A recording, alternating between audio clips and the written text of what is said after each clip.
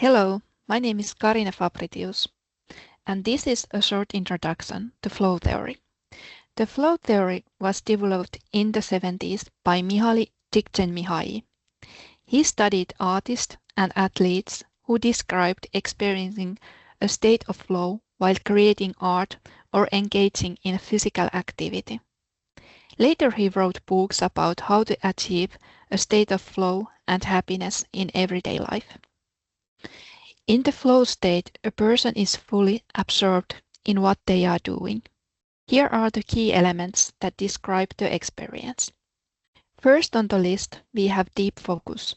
It means that our attention is fully on the activity at hand. In this situation, we don't have any extra attention left to think about anything else. Next is clear goals. They are important because it's not easy to immerse yourself in an activity if you don't know what you should do. For example, in games, this means that we need to know the rules in order to play. The third one is instant feedback. It provides us important information about our progress towards the goal and help us navigate between challenges and our skills. The next one is balance between challenge and skills, and a bit later we look at this in more detail. Basically, this means that in an optimal experience, any given opportunity for action corresponds to what the person is able to do, and the challenge is higher than the average of everyday life. The next one is sense of control. It means that in the flow state, the person can predict the next steps, and the situation doesn't feel chaotic. Loss of self-consciousness means that in the flow state, the self is fully functioning but is not aware of itself doing so, because all attention goes to the task at hand. In very challenging tasks, people describe experiencing a transcendence of self. This can happen, for example, during mountain climbing. Then they feel like they are one with their surroundings. Altered sense of time in the flow state means that the person can feel that time flies. In gaming, this can mean that the person is so immersed in the game that they don't notice how many hours have already passed. In the flow state, people can also feel that time goes slower. These experiences of altered time result from deep concentration.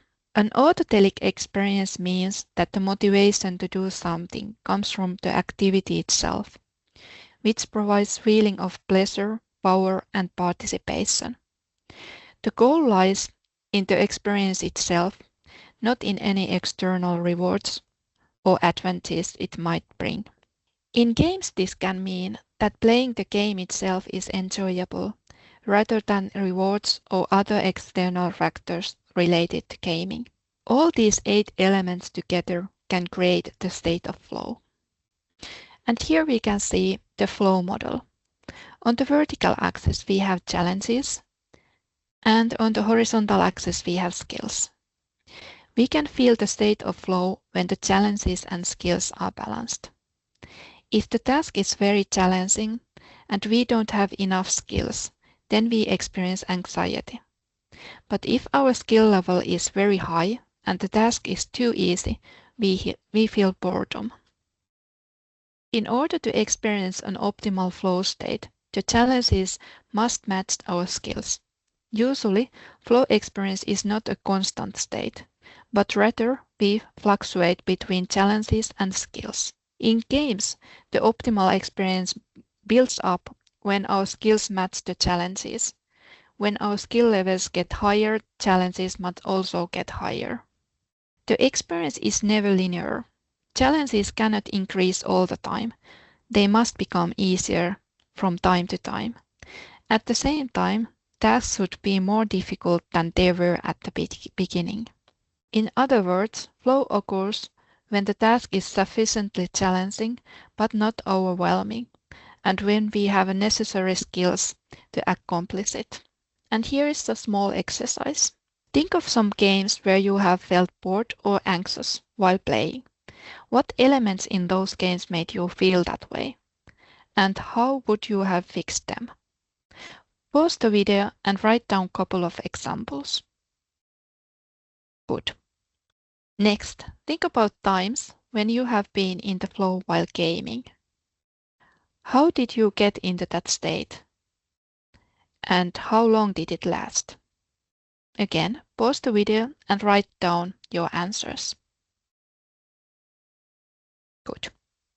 In conclusion, today we learned the key elements of the flow state and what means balance between challenge and skills in games. Thank you.